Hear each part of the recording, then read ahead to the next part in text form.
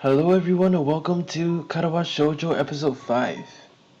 So let's go ahead and load. Alright, so we're gonna start off by talking about what happened in the previous few episodes.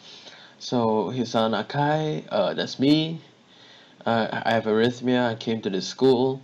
I've met a ton of friends. I'm having a good time, so let's go.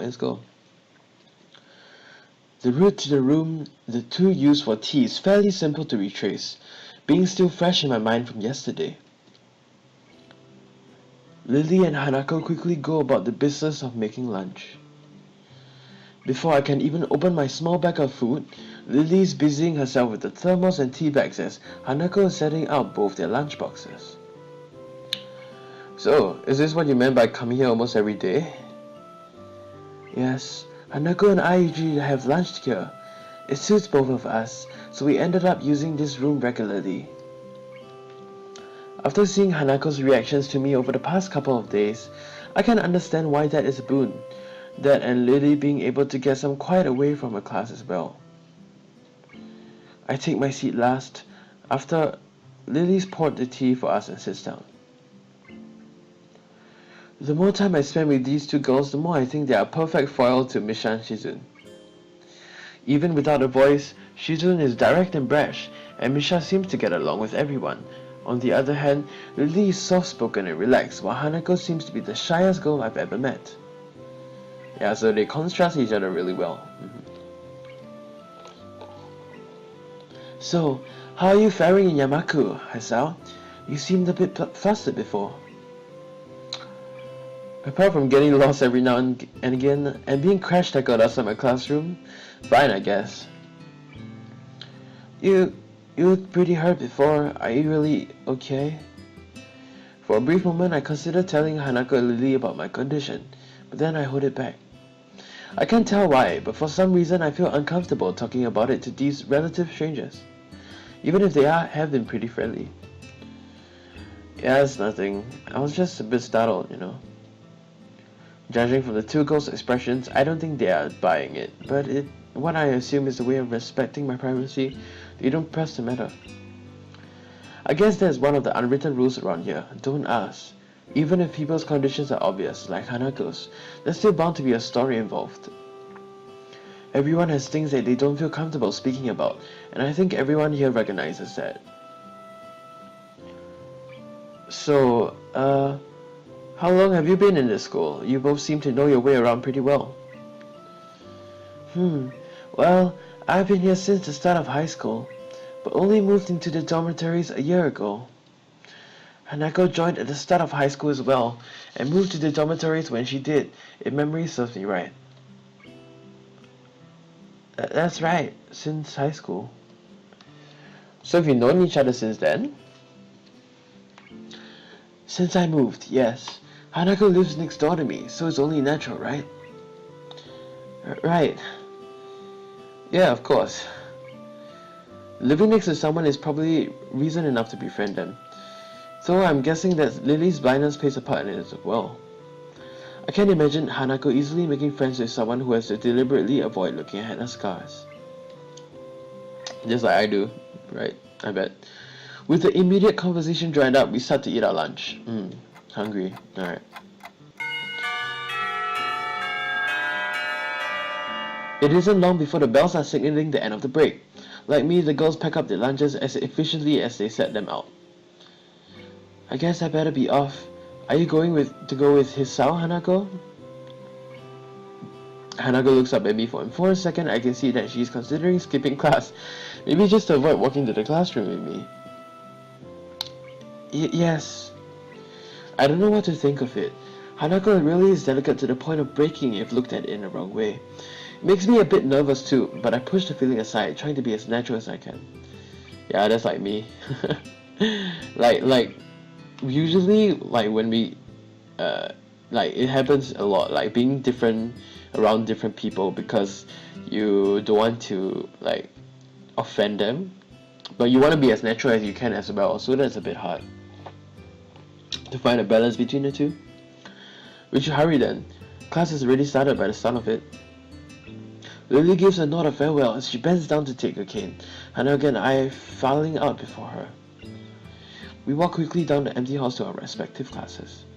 As we reach the door to Lily's 3-2 classroom, she turns towards me. Hisao, thank you for sharing lunch with us today.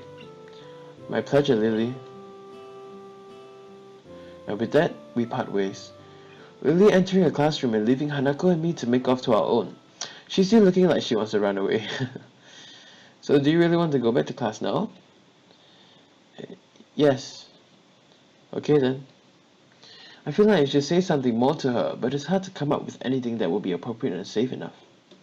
And Lily was right. The more time we spend out here, the more explaining we have to do. I open the rear door to the class and walk in.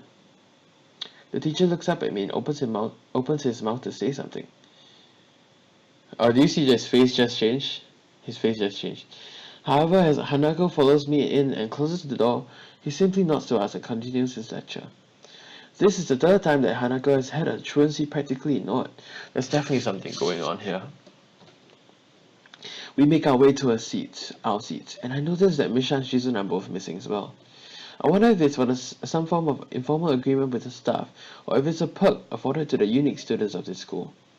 Trying to make as little disturbance as I can, I extract the relevant textbooks from my bag and start catching up. The class goes on quietly. Now, from what I've seen, I don't know if Misha has a disability. I know, of course, Shizun is deaf, and Hanako has probably has scars to deal with. I have arrhythmia, Lily is blind, Emmy has no legs.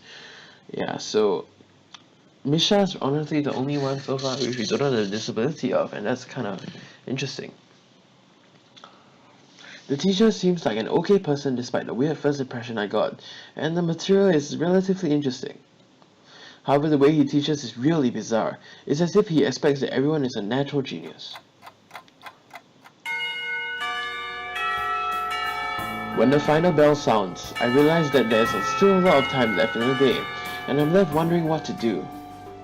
It's odd, at the hospital I had 24 hours a day of free time, but here, filling the considerably shorter hours feels difficult. Everyone else leaves and I'm left alone with the teacher. Motoru is examining the assignment sheets we were working on earlier, marking them with a red ballpoint pen. Sorry, give me a sec. Let me just... options... Raising his eyes from his Raising his eyes from his papers briefly, he notices me and furrows his brow. What is it, Nakai? I jump at him addressing me, and I guess it's natural to spark some conversation since there's nobody else around. It's what I usually do, but... nothing. Thinking about what I do after school. The teacher slowly puts a cap on the pen he is holding and arranges his papers into a stack, clucking it against the desk twice. He seems very methodical, and for a brief moment I'm reminded of Shizun, but the teacher is more unhurried and relaxed, much more routine. You have no plans? No, I considered joining a club, but don't know what kind of club would interest me. Go observe a meeting of someone else's club. Might pique your interest. I guess. But I don't know how to continue from there. Mito looks at me in a way that makes me quickly want to take the words back to avoid a conversation. But I can't, so I have to forge ahead. I just don't know how to deal with people, I mean the other students. I'm talking to people and everything, so it's not that I'd be isolated or anything. I just don't know what to think about the disabilities. It's like, it feels that I'm being impolite if I pay attention to them, and it's weird to ignore them. Damned if I do, damned if I don't. The teacher scratches his cheeks absent-mindedly, looking very unresponsive. These things are only an issue if you make them one. You can talk normally with someone, even if they are blind or something. Try to look behind the superficial. There's not a single student here who isn't just a normal kid behind whatever they might seem at first glance. I like this guy. This guy is making sense. He says the same thing as Yuko did. I know they're right, but it's hard. How can you not consider, for example, Shizun's deafness when the only way to communicate with her is to talk through Misha? Or Hanako, it's not that you can ignore her face. But... I'm interrupted by the door of the classroom suddenly slamming open. Teacher! Misha crashes in straight in an enthusiastic greeting, her voice loud and lively enough to wake the dead from their graves. Of course. Of course. She starts towards the teacher's desk with a bouncing step, hands energetically swinging with the rhythm. Matteo, visibly dismayed at the interruption and Misha in general, slumps in his chair. Mikado. Oh, her name is Mikado.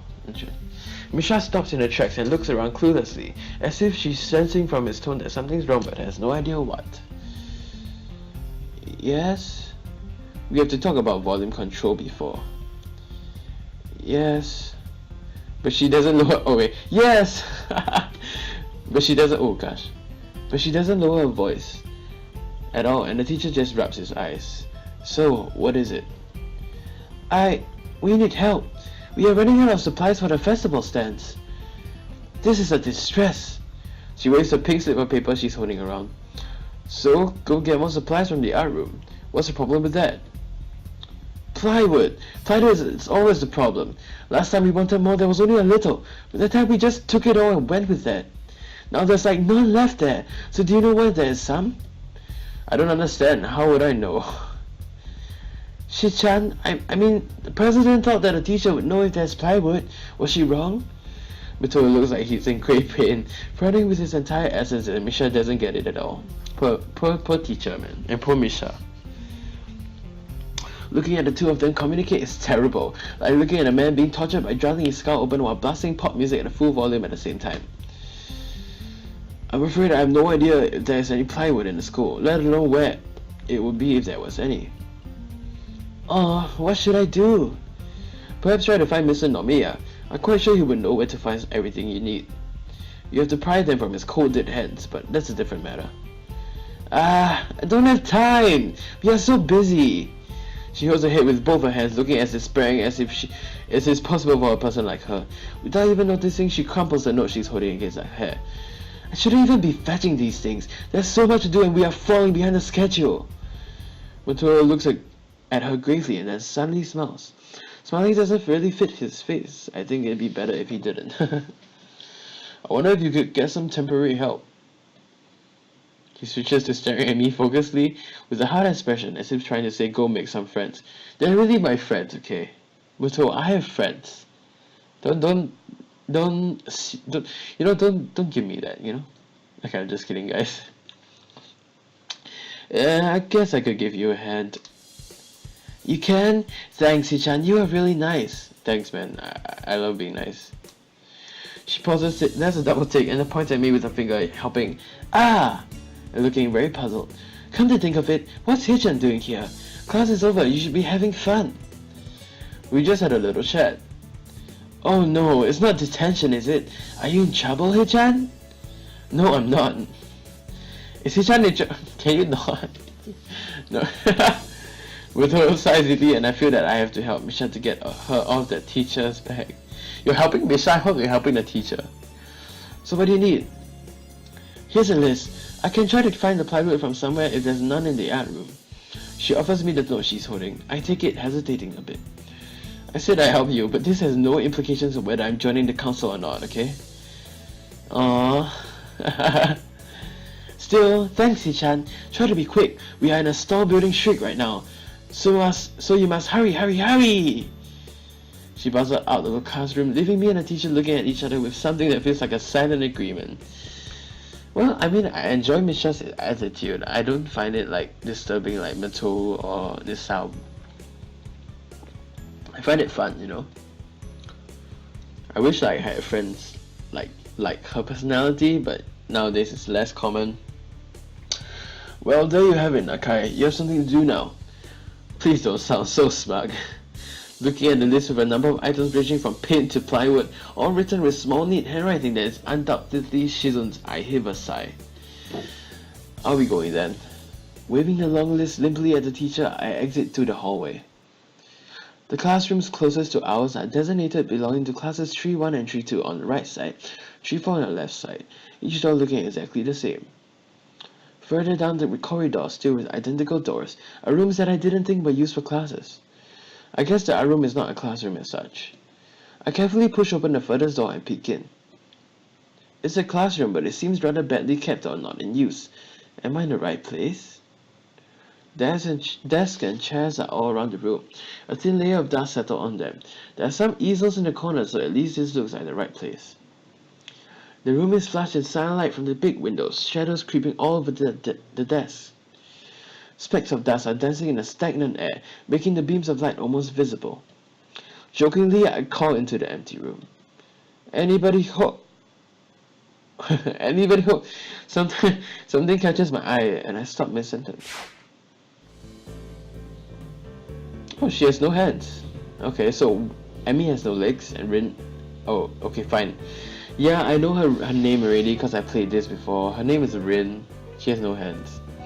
Sitting on the desk is a short-haired girl, curiously wearing a boy's uniform with a fork between her toes, a morsel of food stuck firmly on the end.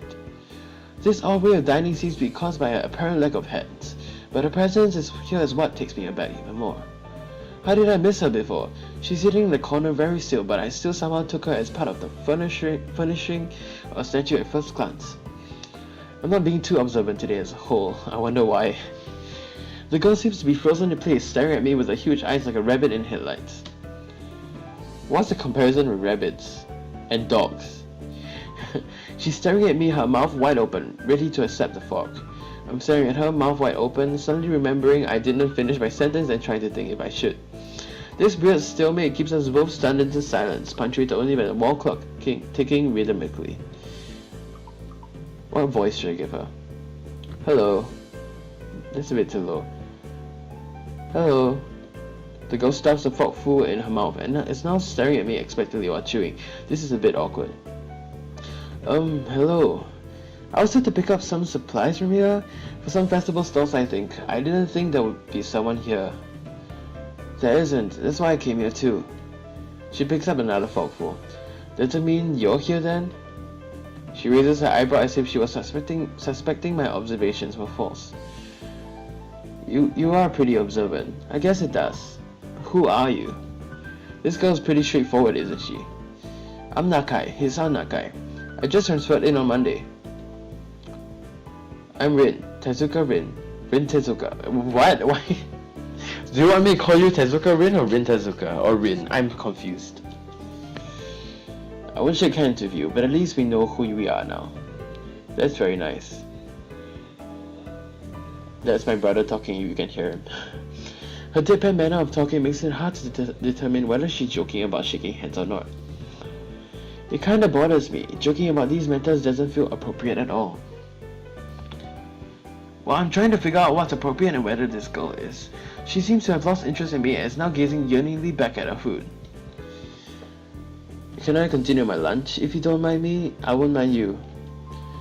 If you need to get your stuff, the supplies are at the back. Go right ahead, but lunch? School's already over for the day. What word will you use then? There's no word for a meal you eat after lunch but before dinner, right? It's called snacking. It bothers me very much too, but I don't really know what I should say. I don't think you're supposed to eat a meal between lunch and dinner to begin with. But I'm hungry now, and my delicious bulk lunch will go to waste afterwards. Otherwise. I have curry, it's very delicious. With much decisiveness, Rin once again picks up the fork between her toes, and with at least as much in politeness, she points it straight at me. So, Nakai, what brings you to this place? Like I said, I was told to look for these things. No, the school. From outside you look fine. Is your problem inside? I come to a full stop, opening my mouth but not getting a word out. I can guess. I'm good at guessing, better than most people. Rin cuts me off before I can answer a question or skirt around it somehow. I don't know which I would have done. I froze in front of this issue again. I haven't really told anyone about my condition, or maybe it's only because it hadn't really come up. I do get a feeling that not making issues of this is a part of the social code here, as the teacher said. So like Rin is that kind of person that, like, you know, she's not afraid to speak her thoughts out. Yeah, and like, you know, say whatever. Like she's not afraid to voice her thoughts, not really caring. Or that's my dog, by the way.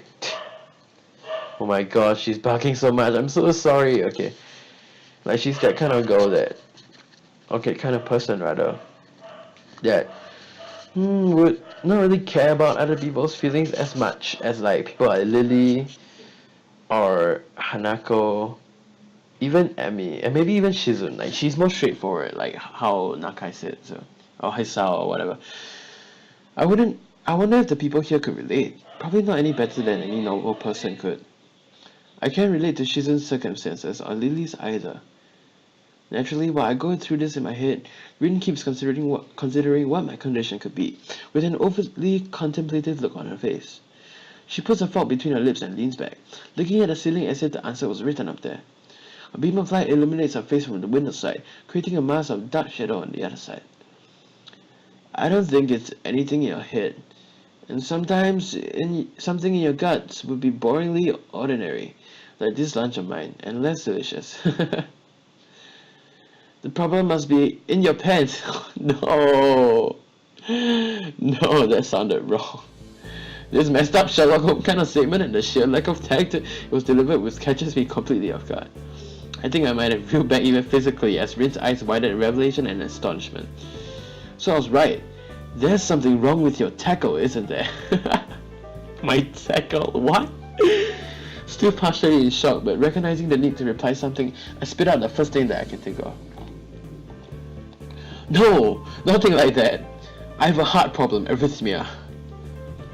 I said it. Well, I blurted it out, but I said it.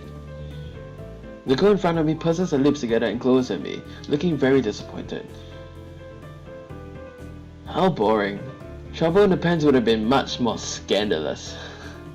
What's with this reaction? I'm sorry to let you down. I forgive you. I'd collect people and a person with, the kind of problem would have been really great. Collect people. People with different problems. Huh, so you just go around asking people what's wrong with them? Pretty much. I see. With little left to say, Rin resumes her lunch and the conversation dies away, but I keep thinking about what was said. It's the first time I have told anyone about my condition. Or anyone at the school.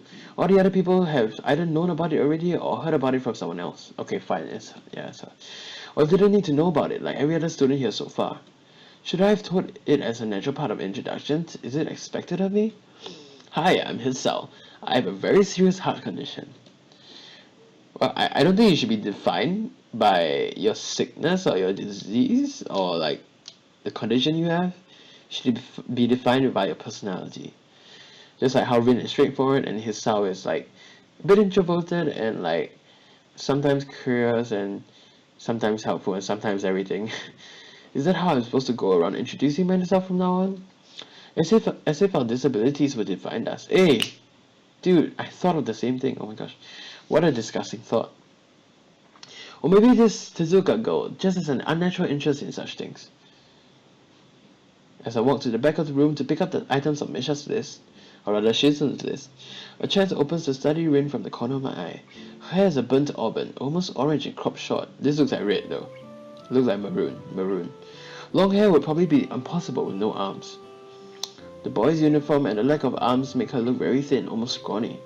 She's not particularly pretty except for her murky green eyes which flicker restlessly from below her short bangs, even when she eats.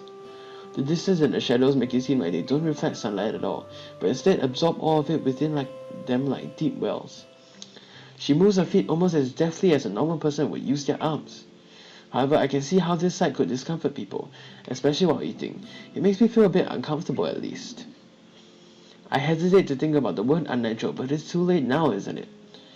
I keep searching the cabins and shelves for Misha's things, but after enough time passes, the silence grows too uncomfortable. So I try to force some conversation out of this strange girl. So, do you always eat alone and this late, or do you get occasional visitor? Visitors? Maybe you're my first occasional visitor, but I don't always eat alone either. Sometimes I eat with certain people on the person on the roof.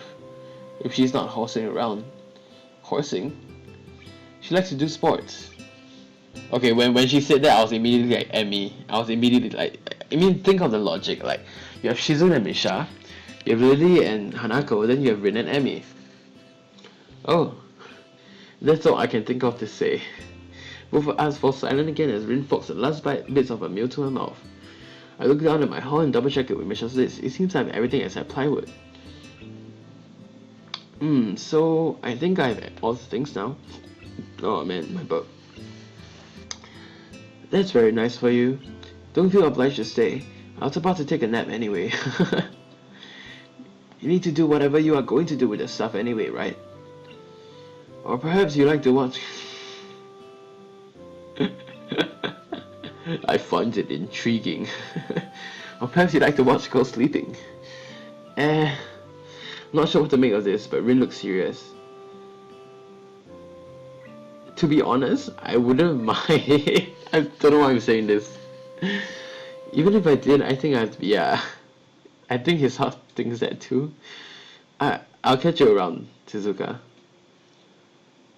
You can call me Rin. I feel that our relationship is at this point good enough to warrant this much. I was really turning to make my exit, but she draws me back in. Fine then, I'm Hisao. Then you are. Rin looks at me hard in the eyes, but that intimidating feeling you get when someone stares at you isn't there. It's like she's actually not looking at me at all. She blinks a couple of times, and I can't figure out why a pause like this just popped between us out of nowhere. See you later, Hisao. There's something like a tiny smile there in her face, maybe. I quietly back out of the room. As I shut the door in front of my face, I whisper to myself, what an intriguing person. From inside, I hear a muffled sing-song voice. I heard that... What did she hear? Okay, this is just like, come on. I just love Misha. She just pops out of nowhere. I jump at the sudden appearance of Misha, who I had not heard approaching despite their completely empty hallway. Somehow she had gotten to jumping distance of me without making a sound. Creepy. It briefly reminds me of Kenji's nutty theory about a global feminist conspiracy, but I pushed that all aside. Shizun, standing slightly behind Misha, looks at Luv as she couldn't have heard the remark that drew Misha's attention, but Misha is visibly excited. No, wait. More important, who is in there? There's no club meetings today. She tries to curiously peek past me, even though the door prevents her from seeing anyways. What are you doing here? It took so long that we had to come check what's wrong. That's no good, Hei-chan. She wags her finger at me scoldingly. I just love Misha, like, and her energy, you know. I found plywood, but everything else is still missing because you are tardy. Oh, sorry. I got the things here. I was just going to bring them. I think you're up to some mischief, Hei-chan. Who's there with you? I wonder. Misha signs something quickly to Shizun, pointing at her own ear a couple of times. Shizun immediately pushes her way past me and opens the door in the classroom I just left. I can only imagine the shock she's experiencing. With Shizun's diligence and attitude, the insolence of daring to deface school property by sleeping on top of it must be too much to bear. And indeed, she stares at Rin, frozen in pace apart from the slight but noticeable trembling of her shoulders, from suppressed rage, I'm sure. Instead of blowing up, Shizun just takes a few deep breaths, adjusting her glasses and slams the door shut, turning to sign furiously at Misha. Oh wow, that was loud. Maybe she did blow up, but I can't understand it. Yeah, maybe because she's deaf? She shoots a very loaded stare at me too, as if it was somehow my fault that Rin is sleeping on one of the tables. I hope she's not getting any funny ideas about the reason of my tardiness. Hello. Rin's voice comes from the other side of the door, and it takes a few eye blinks to realize she might have trouble opening it. I open the door to find Rin directly behind it, looking at us with a half interest, half sleepy face. Hello. What?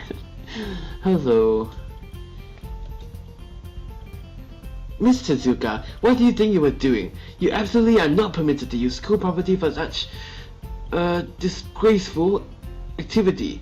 Obviously Misha has I wonder if Misha her disability is problems with the English language, her brain takes a bit more time to process.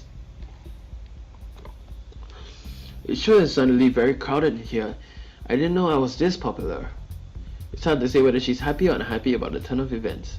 At any rate, she ignores Shizun Misha's scolding, so they have no choice but to drop the issue.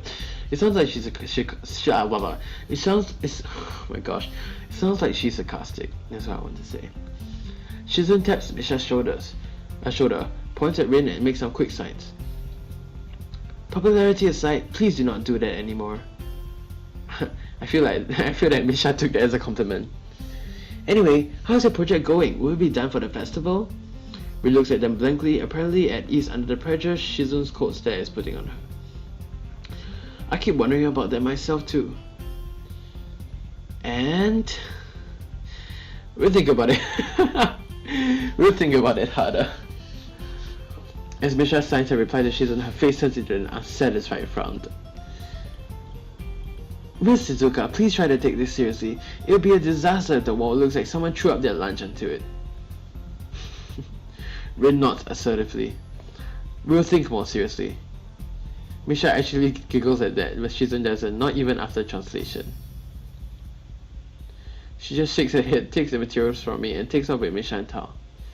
Rin frowns thoughtfully as she looks after the retreating student council duo. How rude. It's true though. I must finish my project before the weekend. There will be dire consequences if I don't.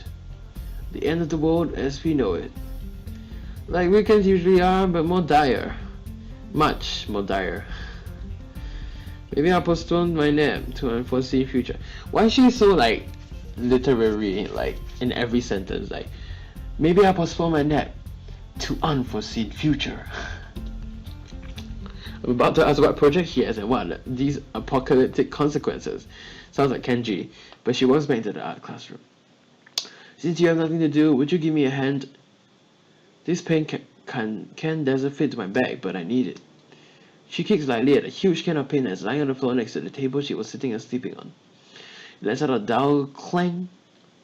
Being a gentleman I am, I naturally pick it up. Heavy. Yeah, sure. What do you need to take it? Away. And with that, she takes off to the hallway. Me and... Or maybe she was like, away! Like, you know, Peter Pan. Me and a paint can following since there's little choice for either of us. The hallway is quiet and empty now with Shizen and Misha gone, so we two leave towards the stairwell at the other end.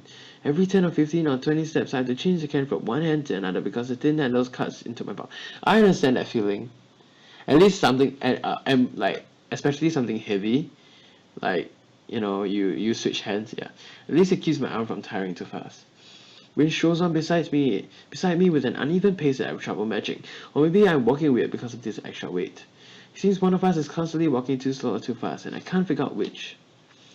2 flights of stairs below, trouble appears in the form of the head nurse and his fox-like grin. Alright, guys, so that was episode 5. Yeah, I met Rin. She's cool. I don't know, a bit too straightforward for my type.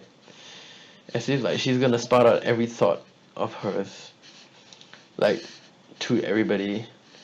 Like I don't know if that's like really my type or like even like interesting. It's very interesting.